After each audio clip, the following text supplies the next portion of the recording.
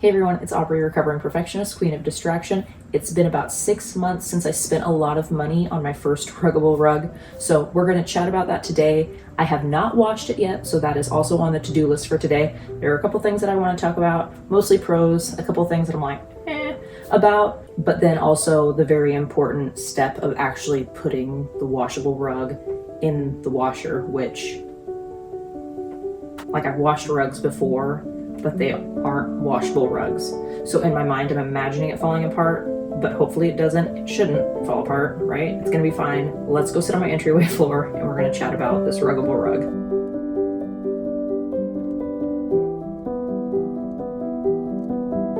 Alrighty, welcome to my entryway. Before we get started, a little bit about me. Again, I'm Aubrey, wife, mom of 2. We live in the Pacific Northwest. On Thursdays on my channel, we do weekly tours of my garden and what's going on in the yard. And then on Friday, we do whatever productive task my brain will allow me to do at the time. Sometimes I'm creating a seasonal capsule wardrobe for either me or my toddler. Sometimes we're decorating, sometimes we're doing some kind of project, but for the most part, it's just videos of me cleaning whatever portion of my house that I really have no desire to tackle at that particular moment in time. So if that sounds fun to you, you are invited. Feel free to subscribe. If not, my feelings aren't hurt.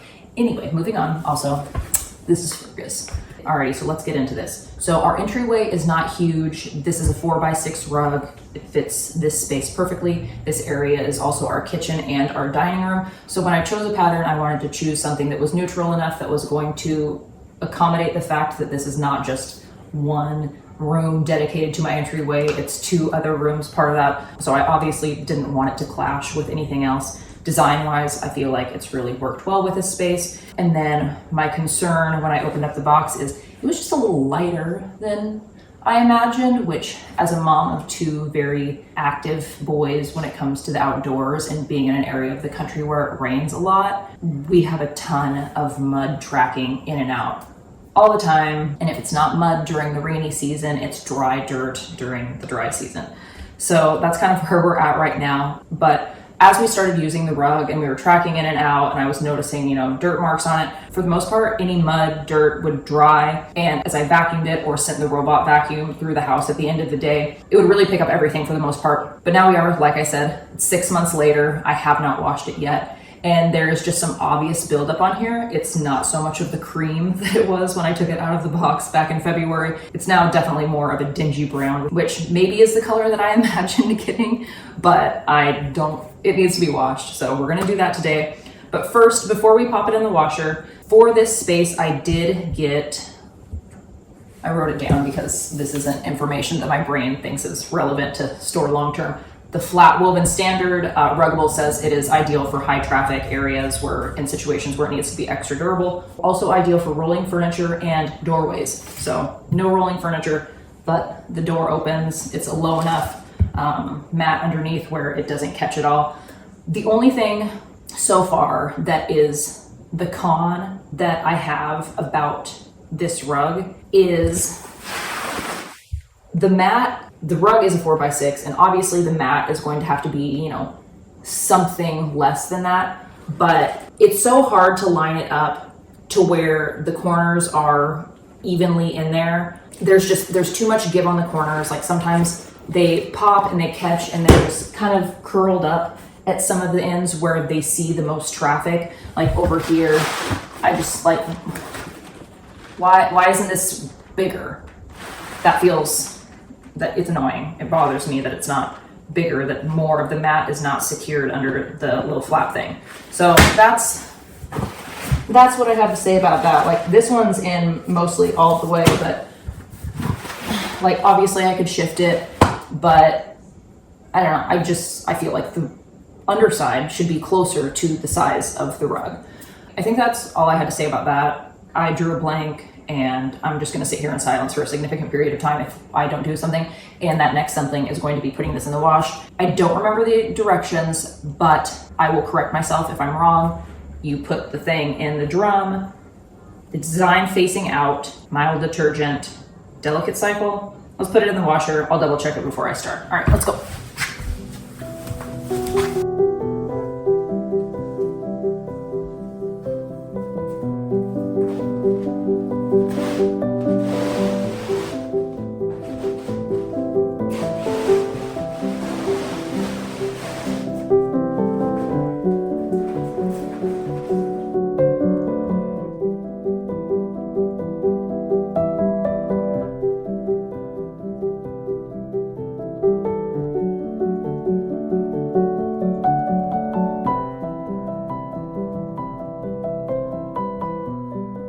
Alrighty, so I got that in the wash. I am curious to see how that is going to be as far as balance goes. It did not fill the entire washer, like I physically couldn't get it evenly around the entire thing just because of the size. It is bigger than any rug that I've ever washed in the past. The rug that I used to have here was just like a jute cotton thing, so it constantly slid around.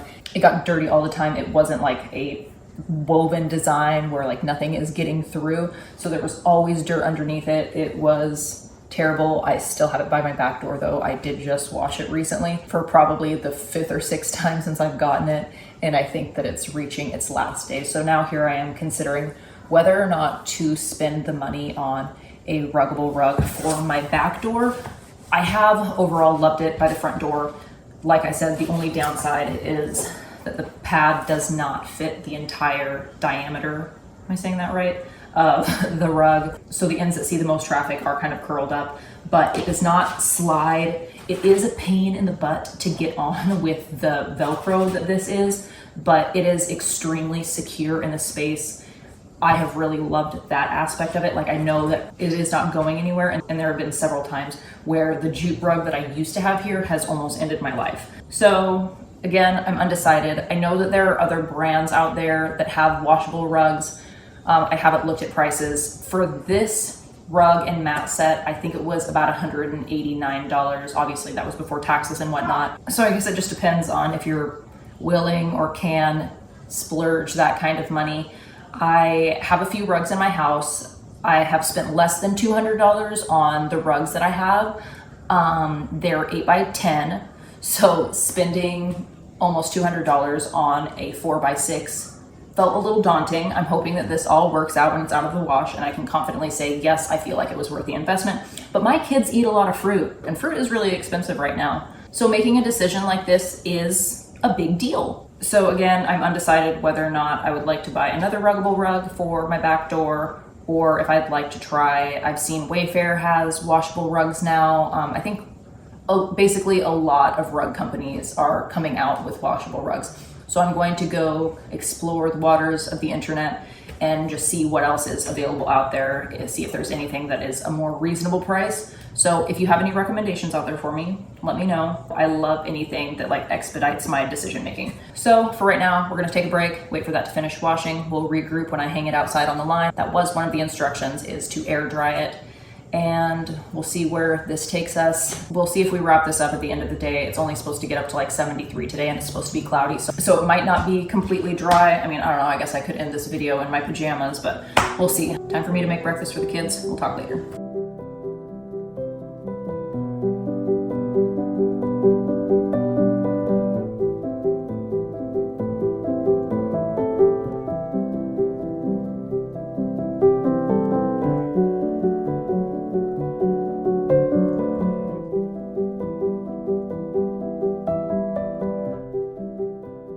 I was initially kind of concerned that it was not clean when I took it out of the wash, but now that it's drying a little bit and I'm seeing it in the natural light, it is significantly cleaner than it was.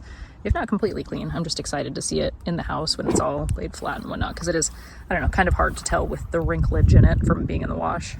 Okay, so this has been out hanging for just a little over 3 hours now. It's completely dry. I did actually check it about 20 minutes ago and it was dry at that point as well. So quick dry time, definitely a plus. It's good to know that I could put this in the washer, like at the end of the day, pull it out and let it hang, and it would be dry in the morning. Because obviously during the cooler months, I will not be hanging my things outside to dry. But the temperatures that we're experiencing right now are typically what we have the house at inside during the cooler months. So that's what I have to say about temperature and drying rugs. Let's go put this back. Okay, so this is definitely so much cleaner than it was. It looks like it may have stained a little bit. I don't think I'm invested enough though to send it through another cycle. So we're just gonna put it on and call it good for now. I mean, I am way happier with how it looks than it did this morning. So I think that what I'm going to do, because putting it back on this is a royal pain in my rear, I'm gonna roll it up and then try and unroll it. But I think what I'm going to do is kind of position it to where the corners that were by the door are at this end, just to give the ones that like we're experiencing like the brunt of a lot of like coming and going, just give them a little break. So I just need to figure out which one was it, because I don't know if I can really tell at this point. Okay, I figured it out.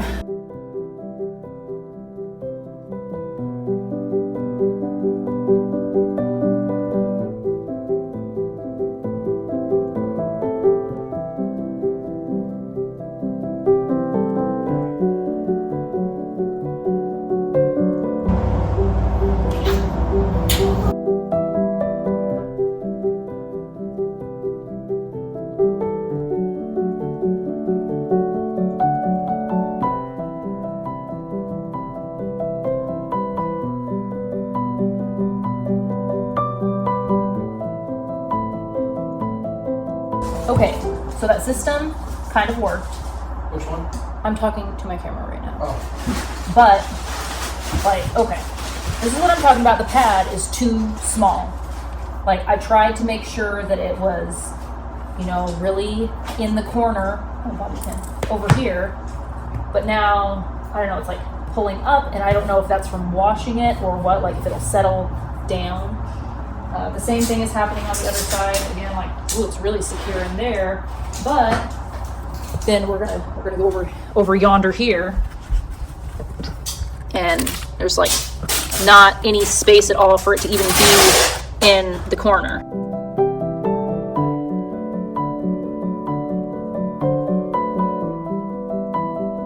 That's annoying. Like, I want it to be secure where it's experiencing the most traffic, like, you know, kids riding their scooter things and whatnot, but obviously it needs to be in the corner over there, so I get to redo that again. And this is kind of like exactly what happened last time, just I'm trying a different method.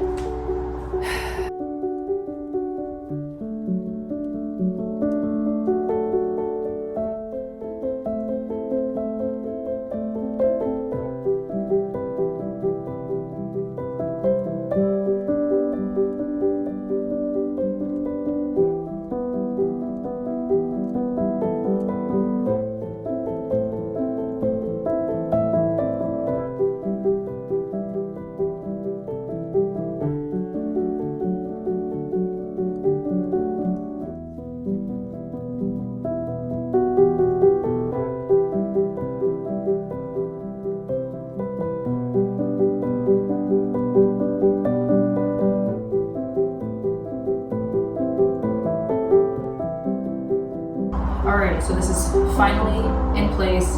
Those ends are still kind of curling up. I don't know if it has anything to do with like the pad, because I didn't rotate the pad, I only rotated the rug.